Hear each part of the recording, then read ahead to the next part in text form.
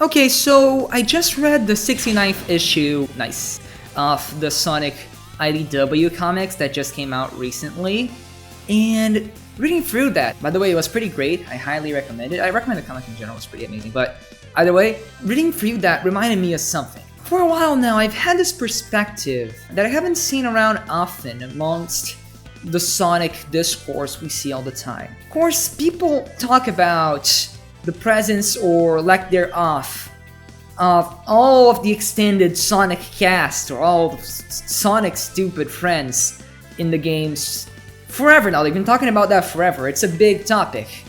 And of course, there have always been people fervorously on both sides of the debate. To be honest, the conversation itself is even a bit overdone by now. People talk about it a lot, and it's kind of tired, even. And while that's true, there's a point of view that I've always had that I just kind of don't see around, dude. I just don't see people talking about it. And with this in mind, that's exactly what this video is for. I'm gonna talk about it. But first, let's lay down some groundwork. Ever since the start of the series in the 90s, Sonic's cast of characters has been growing larger and larger with each game, and it makes sense. Characters are an easy way to market a new game. Oh, look at this shiny new thing we have here. It's Knuckles the Echidna, Sonic's new rival. Or Tails, Sonic's new partner, so you can do multiplayer and stuff. So it makes sense. It's a great way to market a game and expand the universe and give people more fun, cool characters to appeal to more different sorts of people. And they're also a great way to explore new gameplay ideas, something Sonic Team was very adamant about doing around the 2000s. Some of the characters were literally just made with a gameplay style in mind. I don't think Big the Cat would exist if it were not for the fact that they wanted to put fishing in Sonic Adventure. Talk about an existential crisis. Your entire existence is down to the presence of fishing in a video game. But as most of you probably already know, Sonic's games went through a rough patch of quality back in the day, one that arguably the series never really returned from. What was actually good about Sonic's Dark era wasn't really treated as relevant. What really mattered at the time was that a lot of people, and by extension Sega, directed a lot of the accumulated hate towards that era of games, towards the presence of these characters, justifiably or not.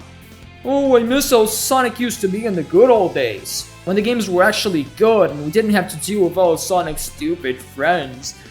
And Sega listened, so. At some point, the intent behind the character's existence was sort of lost in translation.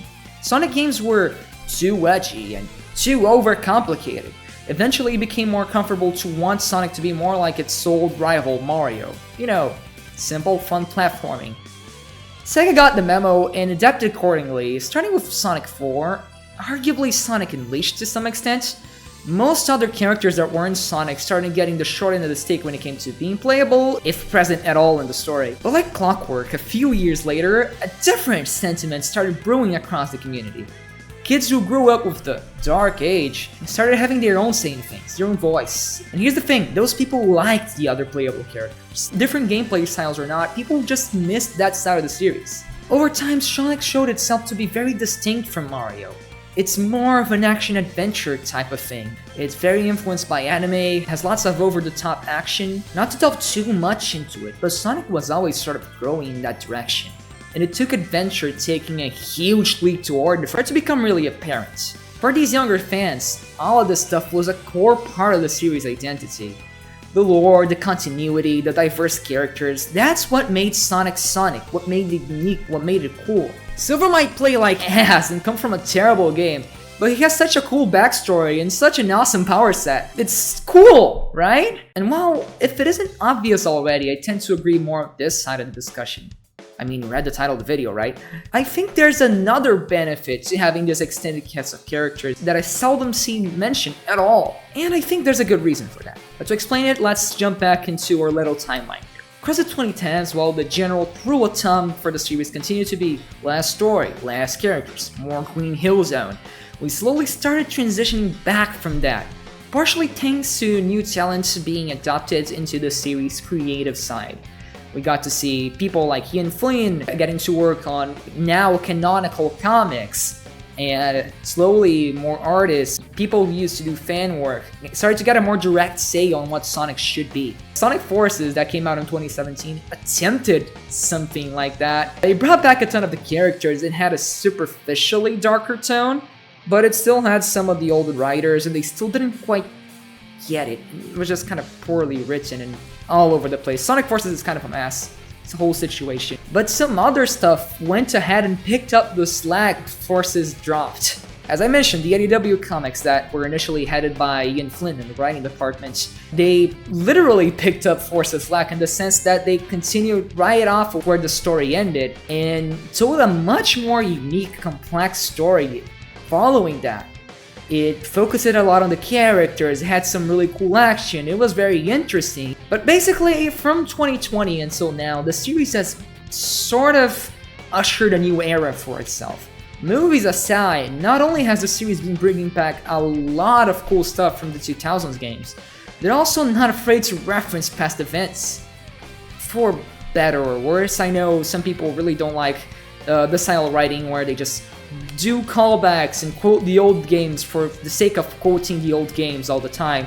Ian Flynn gets a lot of hate for that specifically. But what that achieves is ground the series in a more tangible continuity and gives the characters a bigger sense of verisimilitude. Made the characters feel more real, like they had the previous experiences the story gave to them and it actually mattered. And that's where I think there's a critical difference between how the series character writing in the 2000s was versus how it is now, and versus how it was back in the last decade, in the 2010s. Most probably wouldn't call Sonic a character-driven series per se. As I mentioned, it's more on the action-adventure sort of thing. Sonic isn't supposed to be a deep, interesting character as much as he's supposed to be cool and do cool stuff, and you play as him and you feel the power fantasy and whatnot.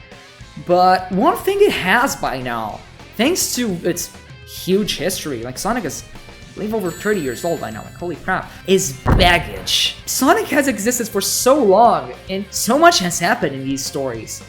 And so many people got attached to these characters and grew up with them, that by now Sonic has a history to him. While back in the day, even when the characters used to be more of a focus in the 2000s, the series wasn't that concerned with character interactions beyond, the sassy banter and giving characters cool backstories and good moments and whatnot. They were cool. And of course, it's much better from a writing standpoint than whatever the hell we got in Color Generations and Lost World. Of course, we would get little breadcrumbs, little references here and there to previous games, and the characters would interact in fun ways.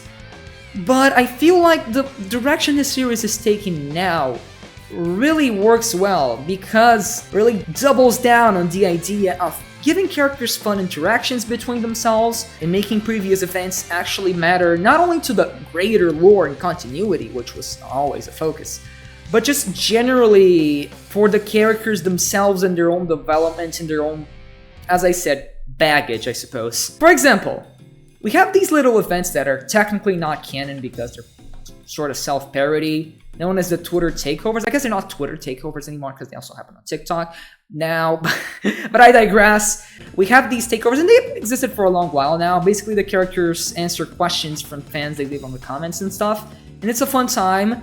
But something that gradually started to change about them as the series shifted more in this more character-focused direction, starting more or less with the Sonic Frontiers themed one they had back in 2022, was that they introduced more characters into it, and also a lot of the questions became less self-parody and more just dialogue focused. Of course, it's still not canon and they're still gonna say some crazy meta things. It's still mostly just a social media joke. But seeing the characters just have fun with each other is very appreciated. For example, there's this one question where someone asked for Amy's favorite dessert, and basically they start like arguing with themselves, and it's really fun, it's really cute, and it's not something I could see in maybe the earlier takeovers where it was just Sonic and Eggman, where they would dance to Macarena and all that, and that was funny. That was really funny, and they still do that, but you can recognize how this is much more about the appeal of the characters themselves. Strawberry shortcake sucks! Still on the social media side of things, we also have the Tales Tube videos that have been coming out. A lot of the reason why they exist is just to fix up and straighten up the lore in the series and summarize everything so it's easier to grasp for new fans. But we also get Tales, plus whichever characters want to show up in each video, just interacting and having banter and just having some quirky little dialogue and just having a fun old chill time. We have Knuckles not knowing how to use computers, and Shadow and Sonic sort of getting along but not really. And of course, there's the AEW comics, and now that they're canon, this works a lot better. While those are also hugely plot focused and have tons of like set pieces in action, they also have a lot of breathing room. Like, we literally have an issue that's just an anime beach episode, just for the sake of it. They also have tons of new fun characters that have even, dark backstories and some complex, deep moments, but we also have them just vibing and interacting and being fun around each other and growing bonds. Pretty much everyone in the IDW original cast is by themselves just a not necessarily complex but fleshed out character. You see a thing and you say, oh, that's a thing Tangle the Lemur would do and stuff. Each little callback they make to previous games, it feels like acknowledging just another day that happened a while back, something you know as a reader or as a watcher, as a player, because you're a fan of the series, and it makes sense. It makes sense. Like in issue 63 of the comic, we literally have Sonic and Blaze just hanging around. They go to Spagonia from Sonic Unleashed, and they're just having fun. It's a fun little section there. There's a whole mini arc dedicated to Chow Racing from Sonic Adventure. You get to see a few of the characters wearing these really cute winter clothes and everything. One of the big things here is, of course, Sonic Frontiers. Of course, that was also a game that was very much focused on plot, had this even a little bit darker atmosphere than even the 2000s games. But working with the character development and all the little conversations the characters have with each other, and all the little moments they have in between, all the big action set pieces, Frontiers is a very introspective and character-focused game. Tails' character development is a big thing around the third island of the game, and that's literally, on top of just addressing some character writing issues they have in Forces, it also just works as a way for us to understand Sonic and Tails' bond better. How they interact, how Tails is just Sonic's little bro and they're partners, and it feels genuine. It feels like there's a genuine connection. Sonic and Knuckles bantering with each other and making fun of each other, but in a friendly way and laughing it off later. It's some good stuff. Of course, the biggest example is probably Murder of Sonic the Hedgehog, which was this whole little April Fool's game they released on Steam for free. But it's a really cool visual novel that is genuinely a great time. It's really well made. It was made by the same team that made social media stuff, so probably around more or less the same people that worked on the takeovers. And basically the whole game's plot is just Amy's birthday party and the fun little murder mystery game they do in it. It's literally 90% just interacting with the characters, seeing what they're all about, seeing them untangle the big mystery that surrounds the game's story, but also just having these fun little cute interactions, these funny moments. It's not self-parody as much as it is just good comedy writing. It's not like Sonic Colors where it's just so self-aware to the point of being obnoxious and circling back around to being not self-aware at all. Nobody's going to stop copyright me! No, these writers, they know why these characters are appealing. They know why people like the series, and they also know that people have been liking the series forever now. People really enjoy Sonic and really enjoy these characters, and that's why I think this direction works. Beyond just, the attachment to continuity and lore and like making these characters cool, which is what I usually hear when it comes to actually liking these characters. When people talk about how they like the extended Sonic cast, most things I hear of are related to the sense of continuity itself, how past games would acknowledge future games, and how each character was just so damn cool. And of course there's appeal in that. That's ultimately what Sonic is all about. But with so much baggage behind this, with so many years of stories that have been told, these characters have become more than that and have the potential to be so much more than just being cool action heroes. We all admired these characters as kids because of how cool they were, but spending so much time with them, whenever we have a new little story where they're just hanging out or doing something fun or cute, it feels like meeting up with an old group of friends, pretty much. One of the big distinctions that made Sonic clearly not Mario, beyond not being Mario, was already how there was a bigger focus on the characters and the story and whatnot, and supercharging that with actually strong characterization and dialogue only makes this 10 times better. Sometimes it's not about just saving the world. If you have the little moments of the characters just hanging out and being themselves and stuff, suddenly, they're not only cool because they're literally just cool by definition by doing cool things, but because they're characters you like to spend time with. As a kid, you like Shadow the Hedgehog because he's Sonic's cool dark rival with a sad backstory and whatnot. But now, there's a good chance you might like Shadow because you care about Shadow. Because of his development and how he interacts with everyone else and how he likes sweet raw coffee beans for some reason. This is not to discredit any work made towards the characters in around the 2000s era.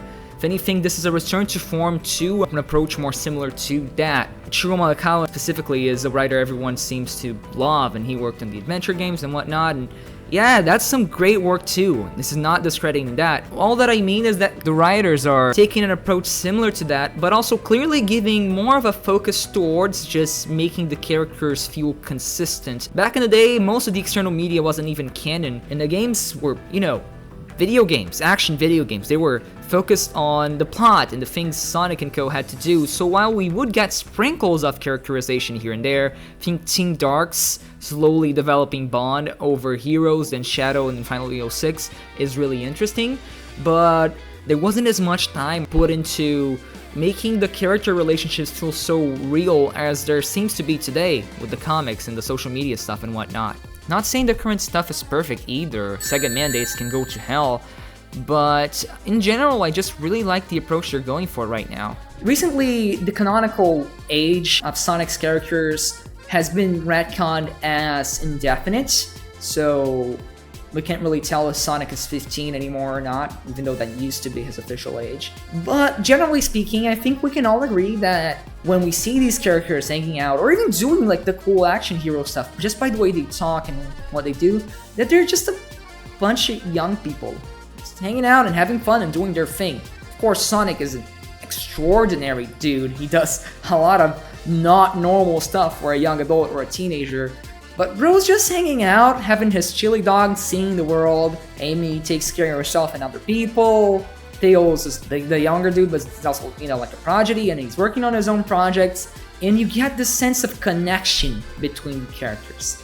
Like, no matter how much trouble they have to go through and defeat Eggman or these eldritch horrors that Sonic faces bi-weekly, they're ultimately just friends. There's a lot of friction in the fan base regarding Amy's recent characterization as she's drifted away from being a crazy fangirl over Sonic and has become more of her own character who still likes Sonic but is way more subdued. And that whole discussion aside, I think that ends up really working out because now we see Amy as more of her own person, while ironically working better as one of Sonic's friends because she's not just obsessed. She's part of the team, she contributes something, and she works alongside them like really well. While ideally it would have been best to see this development on screen, I think the implied development that happened off screen with her past behavior being something Amy just legitimately grew out of is also really cool and really interesting. And despite, again,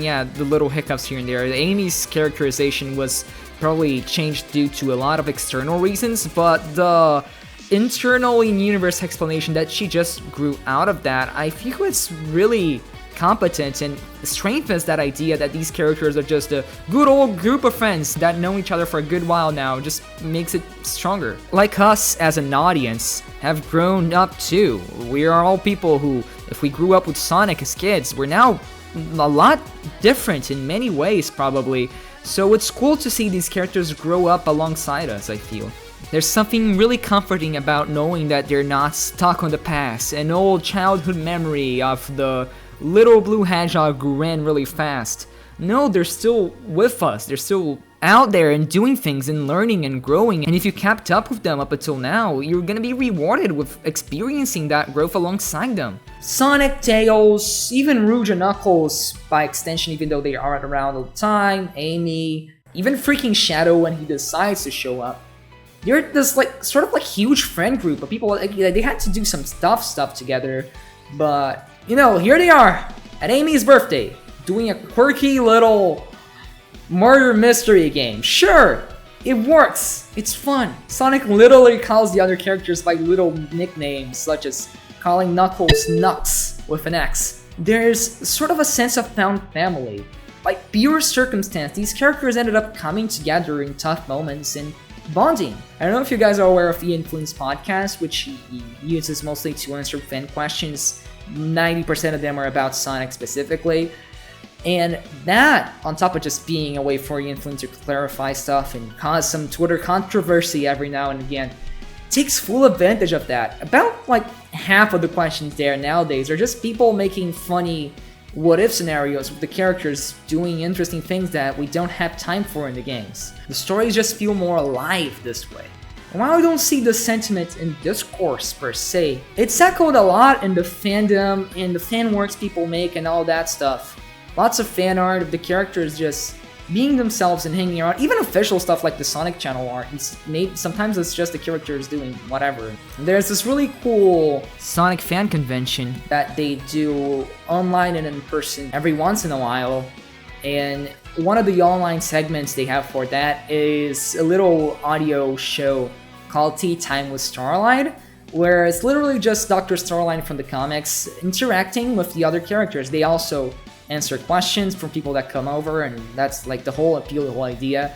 But usually it's Starline plus some other Sonic character, and they're just answering the questions in their own fun, quirky way. There's character here, there's personality, and there's a joy to just seeing them interact and banter like this. Personally, I really enjoyed this direction, and it's one of the biggest reasons why I'll stay happy with these characters around. Not just because it's cool and it has lore implications and whatnot and leads to cool action, but because there's a sense of bond, a sense of presence with these characters. Nowadays, even more so than the 2000s and whatnot, the writers have really managed to take advantage of these characters being characters, being knowing each other, they're having fun, also doing the big explosiony things, but just being a huge family, a specific characteristic that makes them themselves. Even like that comment in like Murder of Sonic, where the player character is like, yeah, this is one odd group of friends, because every Sonic character is pretty much weird in their own little way. Bringing back the whole anime influences again, and one of the biggest influences in the Sonic series is of course Dragon Ball. And even Dragon Ball started doing that a lot more recently. For example, in the Battle of Gods movie, that's somehow already like, what, 10 years old? Like, that's crazy, dude. They had all the characters from DBZ just come over for Bulma's birthday party, and that's where the story starts for that whole film. And it's sort of a similar effect, where the first few minutes of the movie aren't about the action or huge lore and whatnot. It's seeing these characters you like just being themselves. While Sonic is all about the action, it's nice to take a breather and just catch up with some good old friends. Thanks for watching, everybody. See you guys next time.